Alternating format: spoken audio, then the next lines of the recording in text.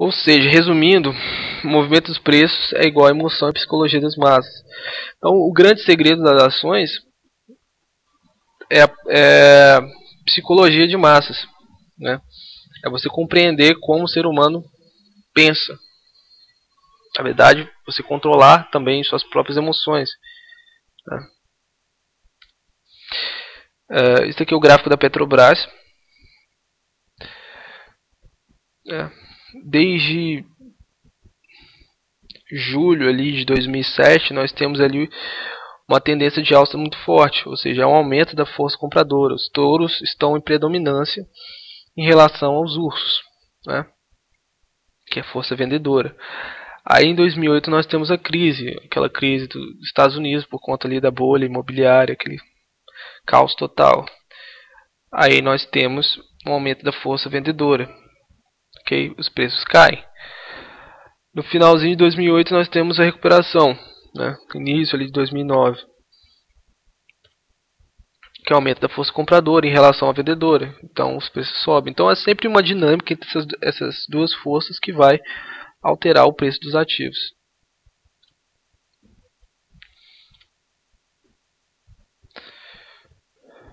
Então, quais são as variáveis que vão influenciar os traders de modo que eles comprem ou vendam suas ações? Assim, de um modo mais amplo, nós temos as variáveis macroeconômicas, que é o que? A taxa de crescimento da economia, né? Quanto maior o crescimento da economia, por exemplo, no Brasil, o Brasil tem um crescimento ali muito bom da economia, né? Ele foi categorizado ali agora como a sexta maior economia mundial, né? Com a crise na Europa, né? Ele ganhou essa posição, ultrapassando até o Reino Unido. Bom, nós temos também a taxa de juros, que é a Selic, né? Está em torno de 11% mais ou menos. Quando aumenta, influencia investidores a retirar o dinheiro das ações e aplicar na renda fixa, ou seja, quanto maior a taxa de juros, pior para o mercado de ações. O mercado externo influencia, pois parte dos investidores da Bovespa são estrangeiros. Ou seja, se você tiver uma crise uma crise, por exemplo, nos Estados Unidos, por que influencia muito na Bovespa também? Porque parte dos investidores da Bovespa são estrangeiros. Nós temos também as variáveis setoriais, que é o que, por exemplo, o preço da matéria-prima, o perfil dos concorrentes internacionais, mudanças de legislação, etc. Nós temos também variáveis referentes ao mercado, que são os impostos, mudanças nas regras de investimento de investidores institucionais, né? Temos também o desempenho da empresa, histórico de lucros, novos produtos produzidos, dívidas, né? Nós temos notícias. Notícias, elas influenciam assim, pode estourar uma guerra lá no Oriente Médio, né? As ações caírem. Depende da ação. Não é necessariamente toda notícia que vai fazer um preço da ação cair. Algumas notícias fazem o preço da ação subir. Depende, né? Depende muito. Por exemplo, uma guerra pode ser ruim para determinada empresa e boa para outra. A guerra são todas as ações que perdem, né? Temos outros fatores também envolvidos, que é o exemplo de dividendos, bonificações, subscrição, tributação, etc. São conceitos aqui que não tem tanta importância de você saber o que são isso. O que são esses conceitos. Bom, corretora. Para você operar uma ação, você precisa se cadastrar em uma corretora. Você não pode chegar lá na Bovespa, não, quero comprar uma ação. Não é assim que funciona. Você tem que ir numa corretora, que é uma pessoa jurídica auxiliar do Sistema Financeiro Nacional, que intermedia a compra e venda de títulos financeiros para seus clientes, né? É uma instituição que tem a sua constituição dependente do Banco Central do Brasil, e o exercício da atividade é regulado pela CVM. Ou seja, antes de você procurar uma corretora, você tem que checar se ela é registrada na CVM, né? Porque calotes existem em vários setores da economia, inclusive no setor das ações. Quais são as taxas cobradas pela corretora? Nós temos a taxa de custódia, que é paga mensalmente pelo investidor. Quando ele tem alguma ação, né, para ele ter o porte dessas ações, ele tem que pagar uma taxa mensal. Geralmente é R$ 6,90 por aí. Tem corretora que nem cobra taxa de custódia.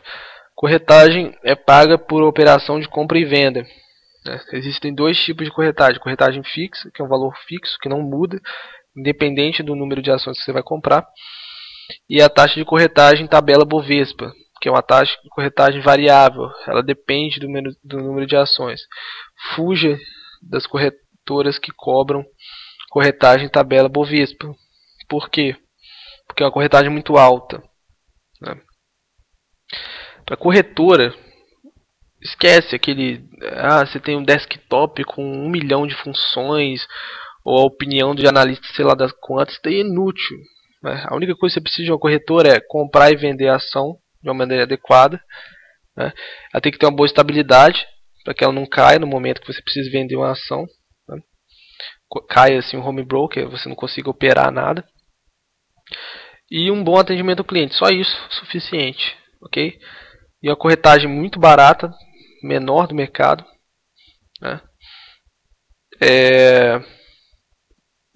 E de preferência que não cobre taxa de custódia. A maioria cobra, né? Mas algumas não cobram. Por exemplo, a MyCap não cobra.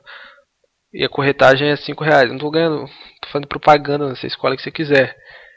Por exemplo, a Mirai A7, que é uma corretora nova, ela tem corretagem, se eu não me engano, de R$2,90 só por operação, de compra ou de venda, né? E a corretagem é de, quer dizer, a custódia é de R$6,90.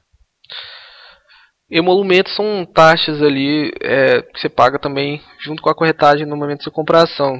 É muito barato, é 0,00 alguma coisa, quase nada. Mas é uma taxa também, né? E tem alguns outros impostos aí que são baratos também. Guia de corretora de ações. Aqui você tem duas opções de guias para vocês entrarem aí para escolherem sua corretora. Né? Nós temos esse howfed.com.br e o guia de corretora.webs.com. São dois. Vocês olham ali, vocês analisem bem qual corretora vocês vão entrar, porque isso é crucial para o seu sucesso, né, a longo prazo na bolsa de valores. Porque boa parte do seu sucesso, né, pode vir a depender das taxas que você cobra, que você paga, na verdade. Você pagar muito pouca taxa é imprescindível para o seu sucesso, para você ganhar dinheiro.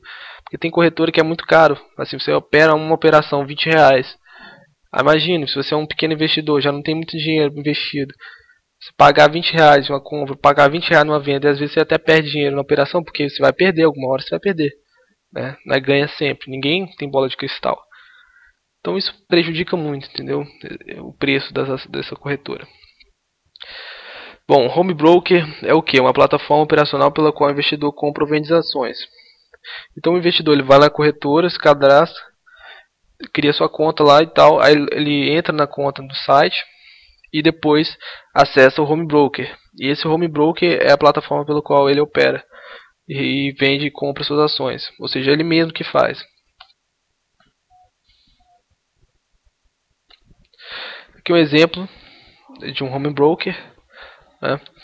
É um home broker de um simulador de ações, mas é a mesma coisa. Aqui no canto inferior esquerdo nós temos ali o painel que você seleciona a ação, compra e vende ali. Okay. Parece bem complicado assim de início, só que na verdade não é muito complicado não. Com o tempo você pega ali a prática e fica tranquilo. Bom, as ações elas são negociadas em dois tipos de lotes. Nós temos o lote padrão e o lote fracionário. O lote padrão é o que a grande maioria das ações Bovespa são negociadas, né, que é um lote de 100 ações. Em geral são 100 ações, porém existem empresas negociadas com lotes de 1.000, 10.000 e até 100.000 ações. Okay?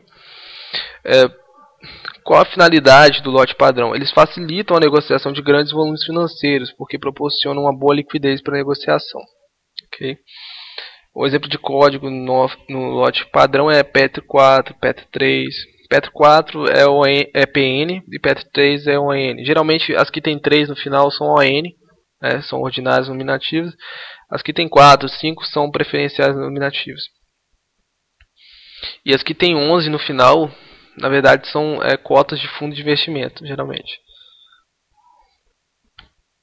Bom, lote fracionário.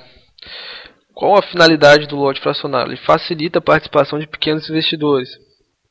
Ok? Por exemplo, às vezes uma ação é muito cara para você comprar. Às vezes tem ação de R$40, né? Aí você precisa comprar, sei lá, 100 ações. Vai dar quanto? Faz as contas aí. Vai dar R$4.000, né? Aí, em alguns casos, você precisa fazer um gerenciamento de posição. Ou seja, às vezes você tem que comprar um lote ali, um outro aqui e tal. Então isso dificulta muito para o pequeno investidor. Então para isso que foram criados os lotes fracionários, para facilitar a participação desses pequenos investidores no mercado. Esses lotes eles possuem diferentes custos de corretagem. Por exemplo, algumas corretoras podem cobrar R$10 no lote padrão e R$5 fracionário. Ou seja, tem uma diferença de preço. São os valores quebrados de compra. Por exemplo, eu quero comprar 57 ações, eu quero comprar 49 ações. Okay? Os preços podem variar quando comparado ao lote padrão. Então, às vezes, por exemplo, uma ação no lote padrão, né, da Petrobras está R$10. Aí no lote fracionário está R$10,10. Ou seja, tem uma diferença de preço. Tem uma menor liquidez o lote fracionário. Né? Ou seja, é mais difícil você comprar e vender no lote fracionário. E tem um maior spread. Spread é o que é isso? É uma consequência da menor liquidez. É como assim, o que é um spread? Deixa eu dar um exemplo. É como se você comprasse uma ação a R$10, você colocasse uma ordem lá de comprar, eu quero comprar a R$10, coloca lá no home broker, ok. Aí ele só executa, por exemplo, a 10,07, né? Aí a ordem executa de fato a 10,07. Ou seja, você tem 7 centavos ali de diferença entre a execução real, né, e a execução que você colocou para executar mesmo no home broker. Essa diferença de 7 centavos é spread. Quanto menor a liquidez do mercado, maior esse spread. Entendeu? Nós temos uma diferença de código também. Por exemplo, a Petro 4, F. O F no final indica fracionário. Quais são os tipos de operações existentes? Nós temos a operação comprada e a operação vendida. Qual a diferença das duas? Bom, basicamente, a operação comprada, você compra um valor X e vende a 2x. Ou seja, você ganha quando o preço da ação sobe. Né? O que muita gente não sabe é que existe a operação vendida, né? Que é chamada de aluguel de ações. Ou seja, você vende o que não tem, ou seja, você vende uma coisa que você aluga, ou seja, você aluga uma ação, né? E ao alugar essa ação, você, com a queda, né, você espera ela cair, ela vai caindo o preço. Por exemplo, você aluga essa ação a R$10, espera cair, por exemplo, até 8 e lucra esses R$2 de diferença. Então você vende primeiro e compra depois, na operação vendida. Então é diferente, é um tipo de operação ali que é o inverso da comprada, né? A mesma ideia, né? Mas você ganha com a queda. Então por isso temos muita gente com a crise de 2008 fazendo muito dinheiro, né? Quem entende realmente do mercado de ações estava fazendo muito dinheiro, porque era só você operar vendendo em várias ações, né? Ela tem algumas diferenças, a operação vendida, né? Em outras aulas eu vou cobrir com mais detalhes, mas por linhas gerais é o que? Você tem um banco de títulos lá que você seleciona as ações que você... Assim, deixa eu começar a explicar mais do início mesmo. Para você alugar uma ação, tem que ter alguém, né, que forneça esse aluguel. Tem algumas pessoas que têm ações a longo prazo na carteira, que pegam e alugam esses ativos uma percentual, por uma taxa lá que eles vão te cobrar, muito baixa, né? Varia bastante de papel para papel. Aí eles cobram essa taxa e você aluga a ação deles, né? Geralmente são indivíduos que têm essa ação a longo prazo.